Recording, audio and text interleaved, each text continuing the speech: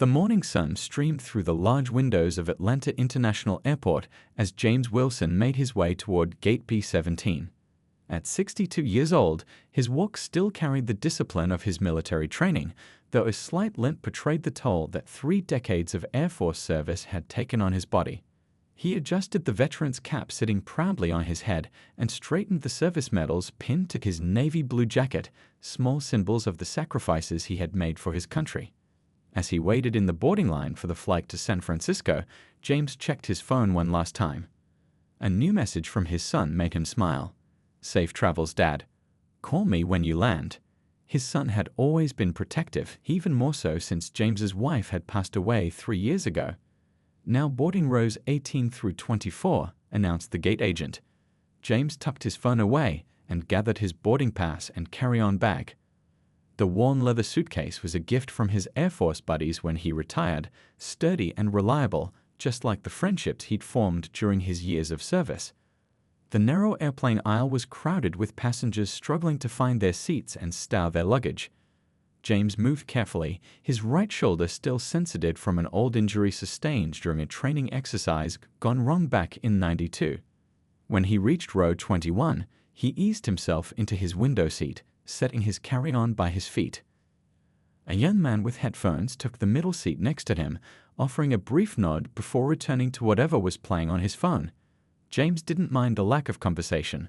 The 5-hour flight would give him plenty of time to read the mystery novel he packed.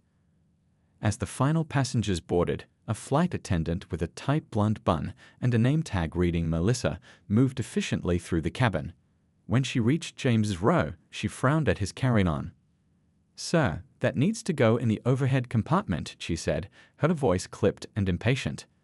James looked up with an apologetic smile. "I understand, miss.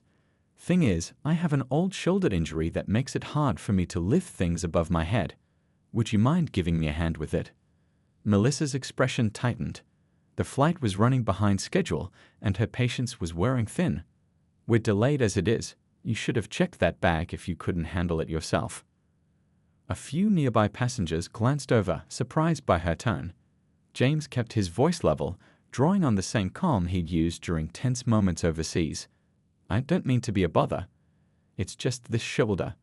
"Fine," Melissa cut him off, reaching down for the bag with obvious annoyance. As she yanked it up, her elbow swung back sharply, catching James on the side of his face. The impact wasn't hard enough to cause injury, but it startled him. "Ma'am, you just hit me," he said quietly. Melissa barely paused. "It was an accident. These aisles are too narrow." She shoved his bag into the overhead bin and moved on without another word or a backward glance. A woman across the aisle leaned forward. "Are you okay? That wasn't right, how she treated you." James touched his cheek briefly. "I'm fine, thank you. Just surprised is all." But the woman had already pulled out her phone. "I got that on video. She shouldn't treat anyone that way, especially not a veteran." James hadn't noticed until then that several passengers were watching the interaction, some with phones raised.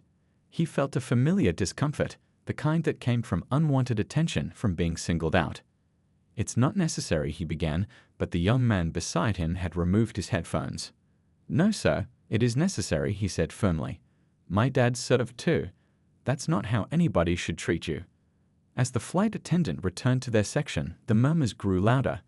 What had begun as a simple request for assistance was about to become something much bigger than James had ever intended. 3 hours into the flight, the mood in first class was decidedly different from the camaraderie developing in economy. A businessman with salt and pepper hair set aside his laptop and stretched his legs into the spacious legroom. He'd been trying to focus on quarterly reports, but something kept nagging at his mind. "Excuse me," he called to a passing flight attendant, not Melissa, but another crew member. "I heard there was some commotion during boarding with the veteran." The flight attendant hesitated. "Yes, there was a misunderstanding. It's been resolved." "Can you tell me which passenger it was?" the man asked, his tone suggesting he wasn't merely curious. "I'm sorry, sir, but I can't discuss other passengers." The businessman nodded, understanding the policy. "It's just that, from what I overheard, he sounds like someone I might know." "Older gentleman, Air Force veteran." The flight attendant's professional smile faltered slightly. Sir, I really can't. I work for the Department of Defense, the man said quietly, showing his ID. William Chen, Deputy Director of Veterans Affairs Liaison. If it's who I think it is, I should pay my respects. After a moment's consideration, the flight attendant nodded. He's in 21A. But please, we're trying to keep things calm. William made his way to economy class, moving with purpose. When he spotted James by the window, his suspicions were confirmed. He approached and bent down next to James's seat. Senior Master Sergeant Wilson, William Chen. We met at the Pentagon last year.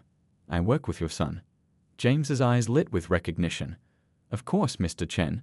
What brings you on this flight? Conference in San Francisco, William replied. Then, lowering his voice, I heard about what happened during boarding. Aren't you all right? James waved off his concern. Just a misunderstanding. Nothing to worry about. William glanced at the passengers nearby, some of whom were still recording snippets of conversation on their phones. Sir, I don't think you understand. This incident is already trending online. #Respect to our vets is picking up steam. Someone recognized you from that charity dinner last year. James looked genuinely surprised. It's really not necessary. With all due respect, sir, William continued, once people connect the dots about who your son is, this will blow up even bigger. In the galley area, Tom was showing Melissa something on his phone. Her face had lost all color. They identified him, she asked, her voice barely audible over the engine noise. Tom nodded grimly.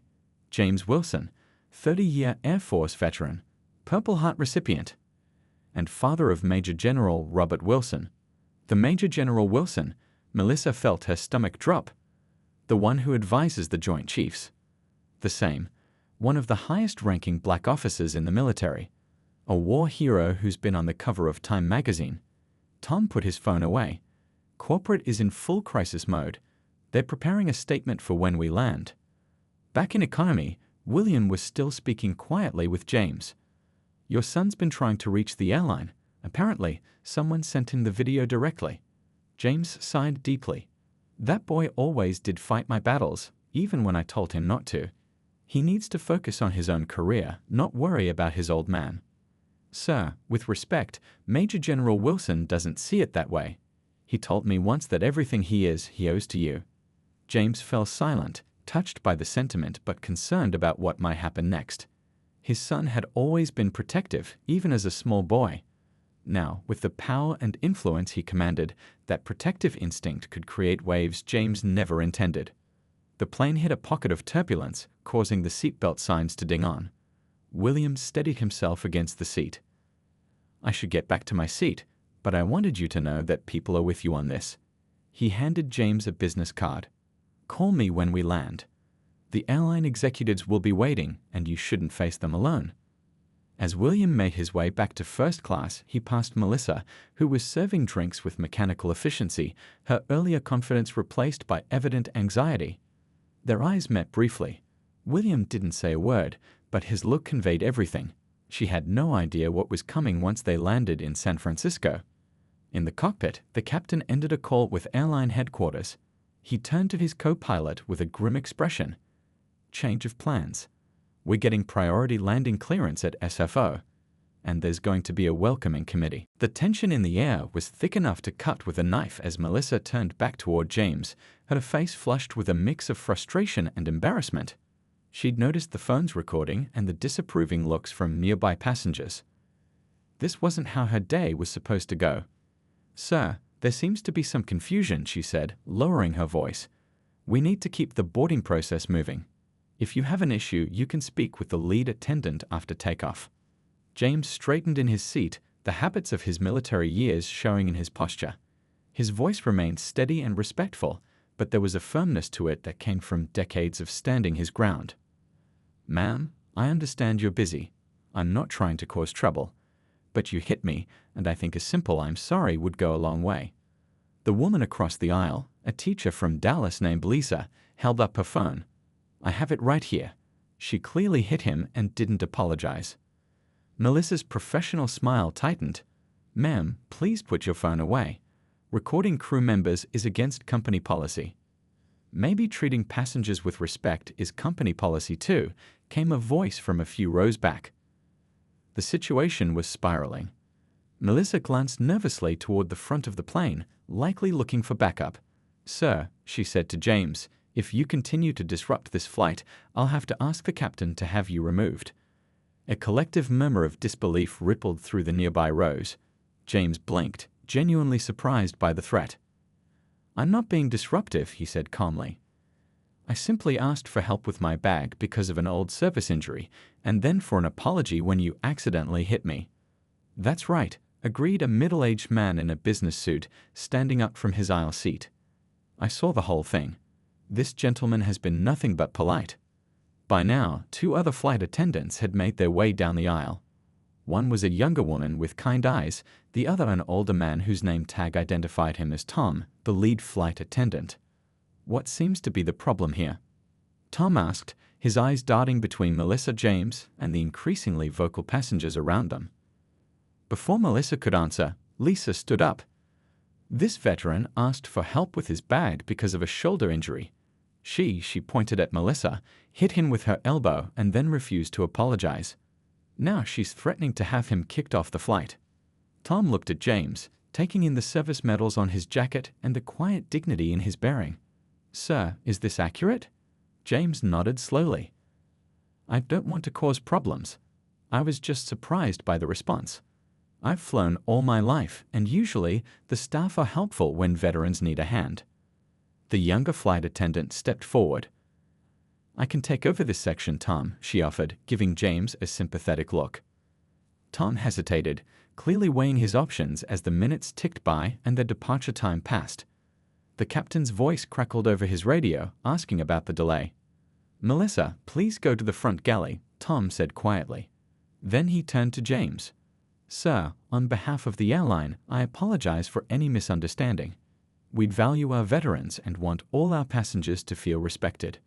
James nodded, accepting the apology with grace, though it wasn't lost on anyone that it wasn't coming from Melissa herself.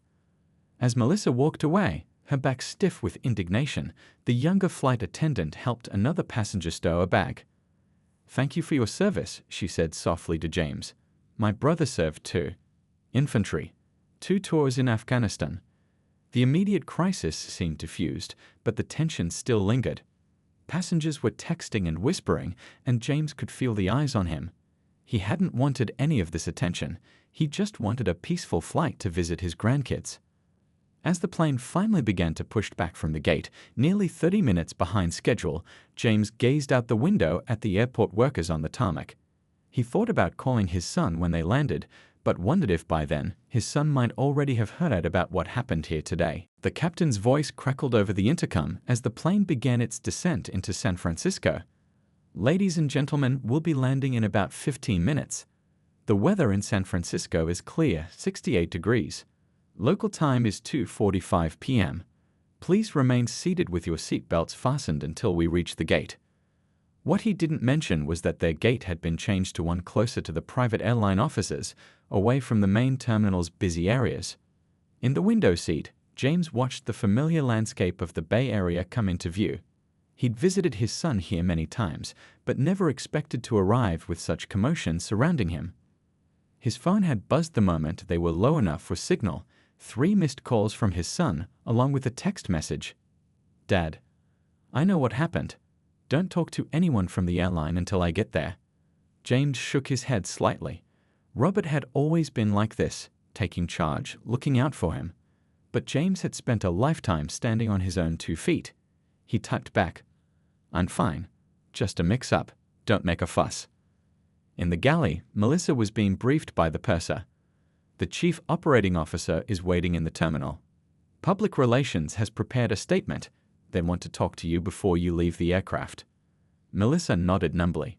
In her 15 years as a flight attendant, she'd never faced anything like this. What had started as a momentary lapse in patience during a hectic boarding process had spiraled into something that could end her career. Worse, she couldn't stop thinking about the look on James's face when she threatened to have him removed from the flight. Not anger, but a deep disappointment that made her stomach twist with shame. "Can I speak with him before we land?" she asked quietly. The purser shook his head. Not advisable. Legal says to wait until they've assessed the situation. The plane touched down smoothly on the runway, the gentle bump bringing a round of applause from nervous passengers. As they taxied to the gate, James noticed something unusual: a small group of people waiting on the tarmac, including 2 men in dark suits and a woman in an airline executive uniform. William Chen leaned across the aisle. "Sir, they'll probably ask you to deplane first." James frowned. "I'd rather not make a scene." "Too late for that," Lisa said from nearby, showing him her phone screen. The hashtag #RespectTourVets was trending nationally, with the video of the incident already at 2 million views. What surprised James was seeing photos of himself from military ceremonies years ago, alongside pictures of his son in full dress uniform accepting his general's stars. The plane came to a stop at the gate, but instead of the usual announcement, the captain himself walked back to economy class, stopping at James's row. "Mr. Wilson, on behalf of the entire crew, I want to personally apologize for what happened today. We've been instructed to allow you to deplane first, where representatives from our corporate office are waiting to speak with you." James stood slowly, wincing slightly as his shoulder protested. "Thank you, Captain, but I'm happy to wait my turn. I'm in no rush." "Sir," the captain said more quietly, "your son is apparently on his way to the airport. The airline would prefer to speak with you before he arrives." A murmur went through the cabin as passengers connected the dots. The college student who had been recording earlier whispered to their seatmate, his son must be someone important. James gathered his belongings with dignity, uncomfortable with the special treatment, but understanding the situation had moved beyond his control. As he followed the captain toward the front of the plane, he passed Melissa, who stood frozen in the galley. Their eyes met briefly. James paused, seeing real regret in her expression. "I'm truly sorry," she said softly, a professional mask cracking to reveal genuine remorse. James nodded once, accepting her words. "We all have bad days," he replied simply. As he stepped off the plane into the jetway, he was met by the waiting airline representatives, their faces a mixture of concern and damage control.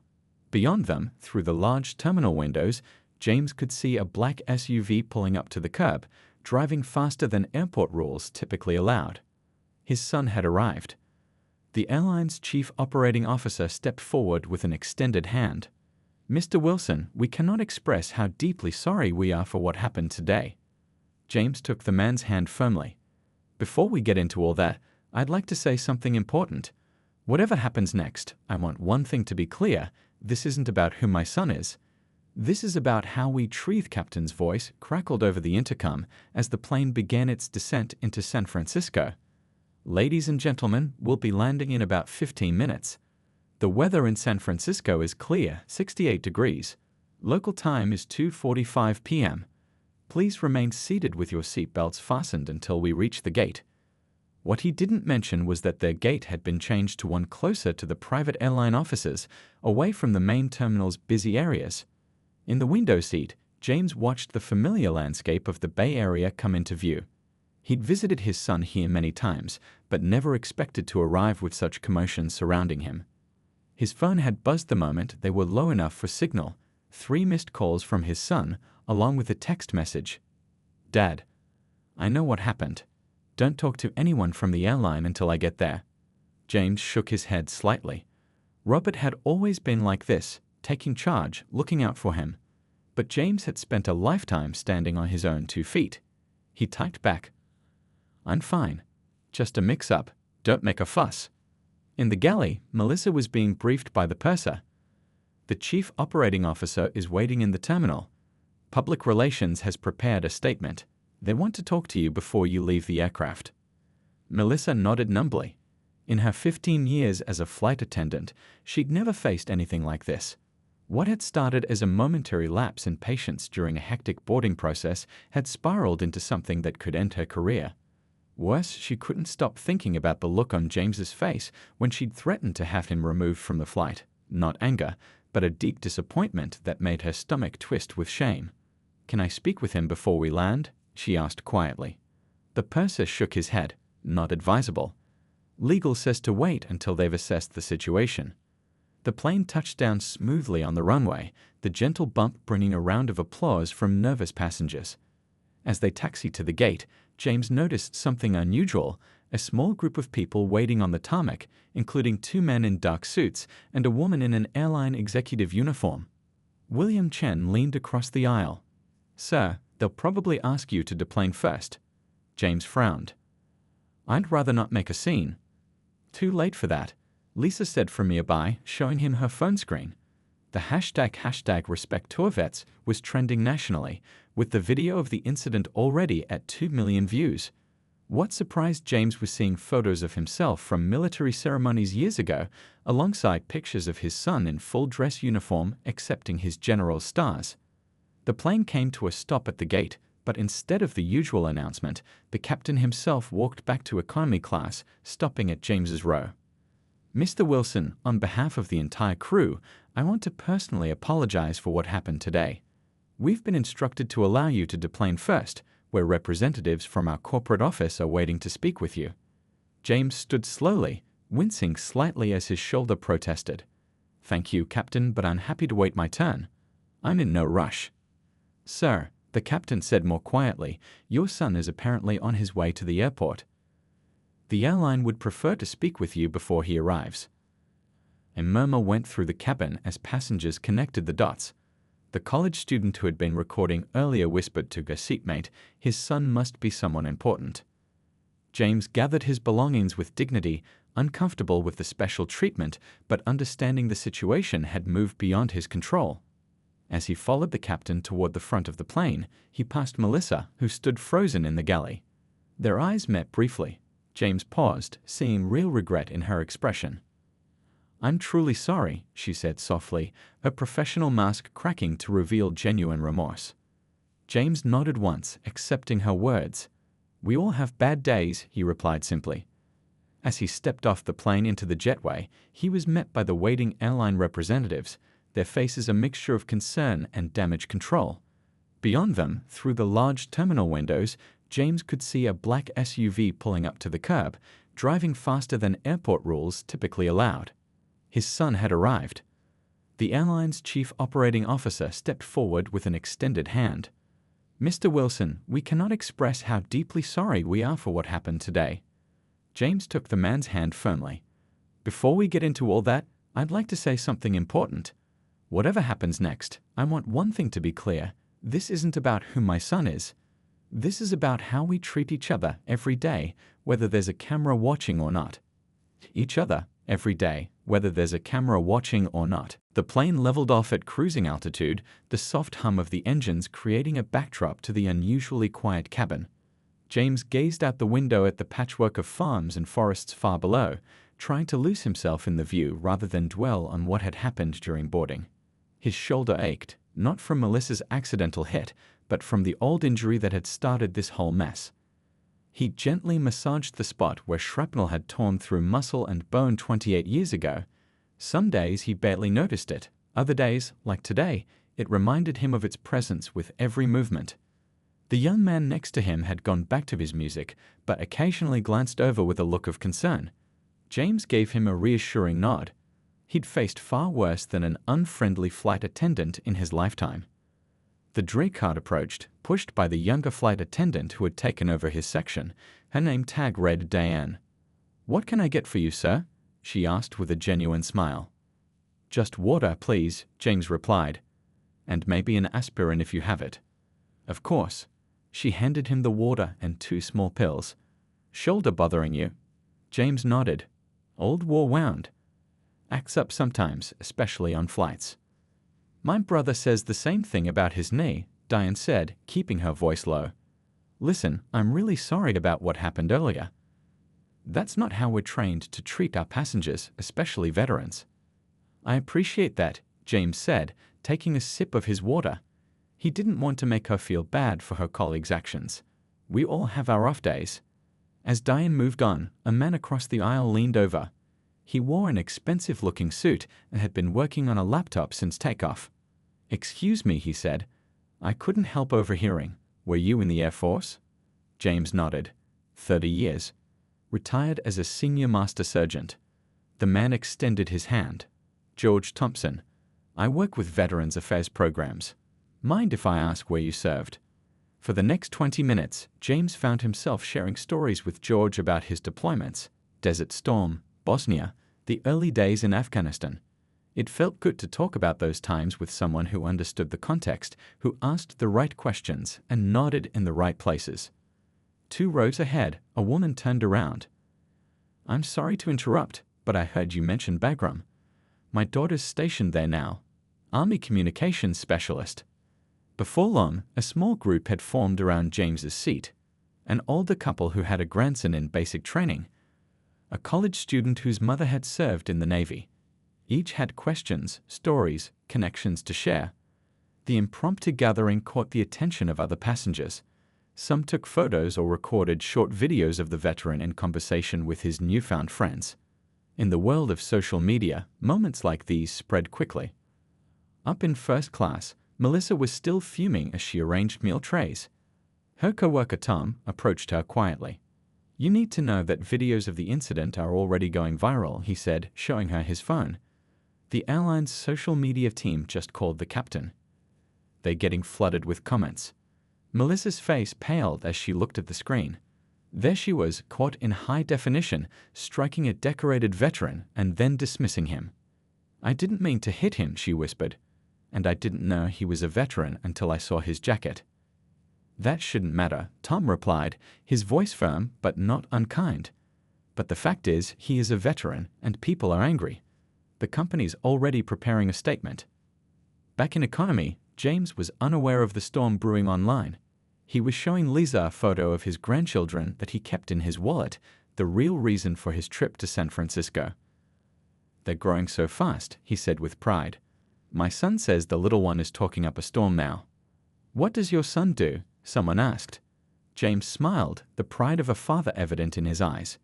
He followed in my footsteps, military man. Done quite well for himself too. What James didn't say, what he never led with when talking about his son, was just how well. He'd raised a boy who had become far more than just another service member. And somewhere over the Midwest, as the plane continued its journey westward, that very son was about to receive some very disturbing news about his father. The airport conference room was uncomfortably quiet. James sat at the long table, a bottle of water untouched in front of him. Across from him, 3 airline executives exchanged nervous glances as they waited. The woman in the center, introduced as Patricia, the airline's chief of customer experience, checked her watch for the 3rd time in 5 minutes. Mr. Wilson, we want to extend our deepest apologies for the treatment you received today, she began again. We've prepared a compensation package that includes lifetime premium status and unlimited first-class upgrades for both you and your family members. James merely nodded, his expression giving away nothing. 30 years in military service had taught him when to speak and when to listen. Right now, he was listening. The door opened and all heads turned. Robert Wilson entered the room with the commanding presence that had helped him rise through the ranks to become one of the youngest major generals in recent military history.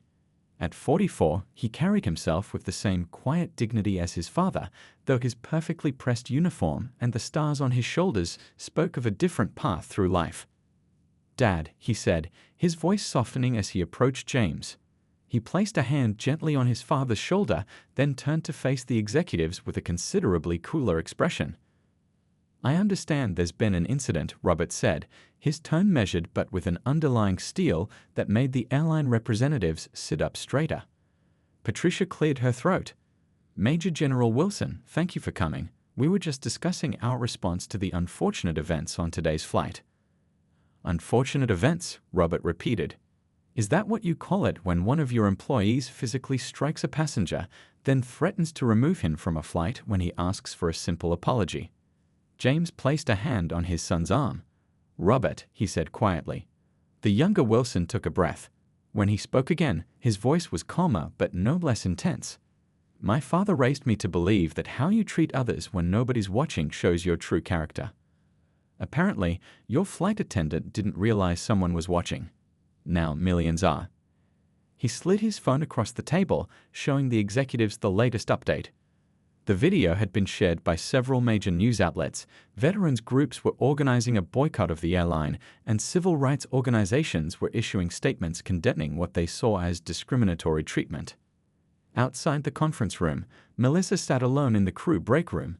Her phone buzzed constantly with notifications, friends and family who had seen the video, colleagues offering support or distance depending on their take on the situation. The airline had placed her on administrative leave pending an investigation, but she already knew her career would never be the same. A knock on the door interrupted her thoughts.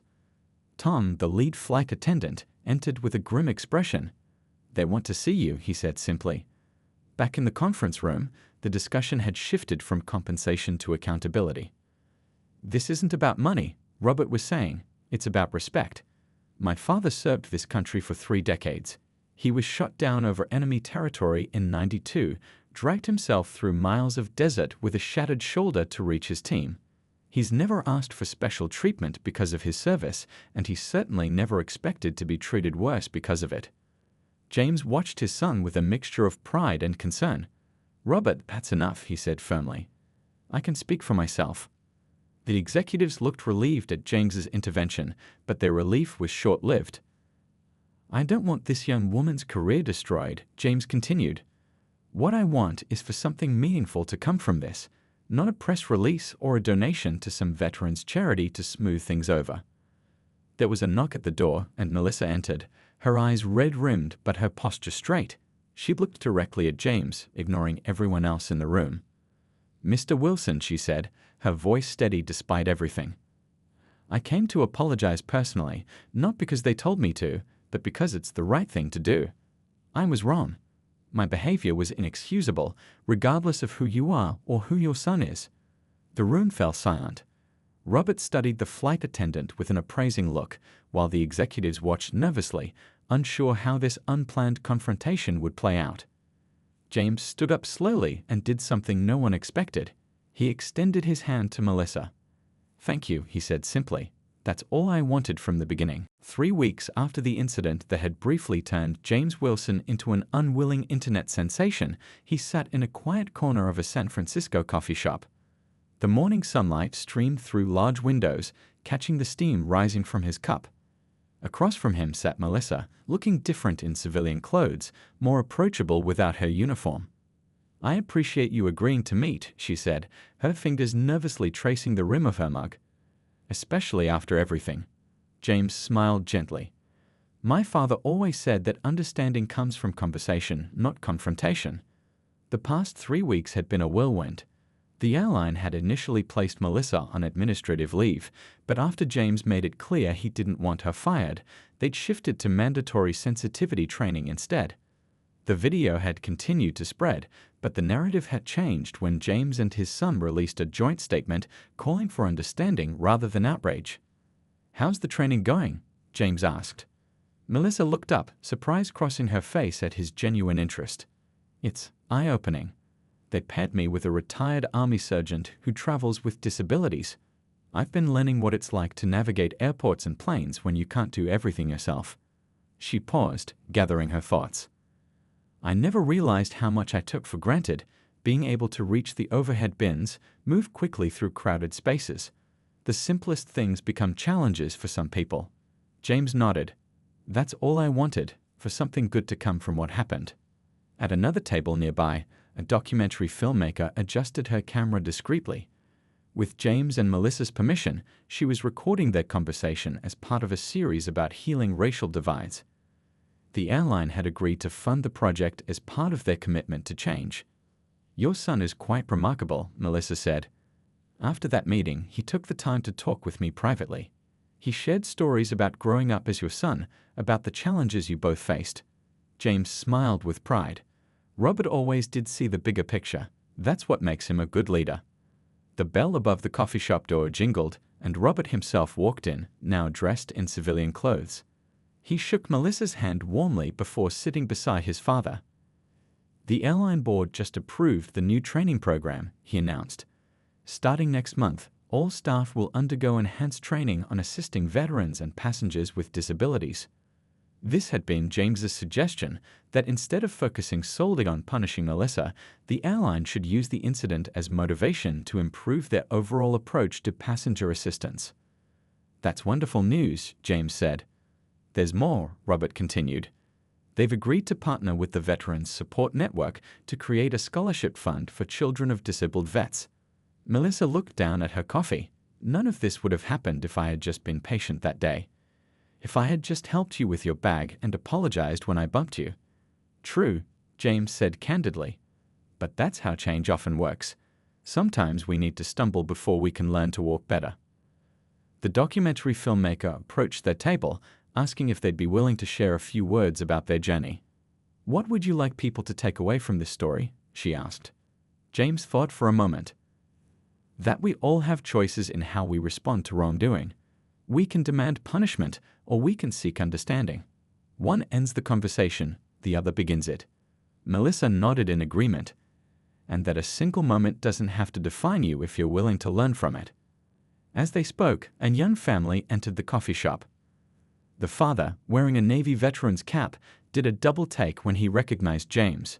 He approached hesitantly. "Excuse me, sir, I just wanted to say thank you. My wife and I saw what happened on that flight. The way you handled it, well, it showed our kids what real strength looks like."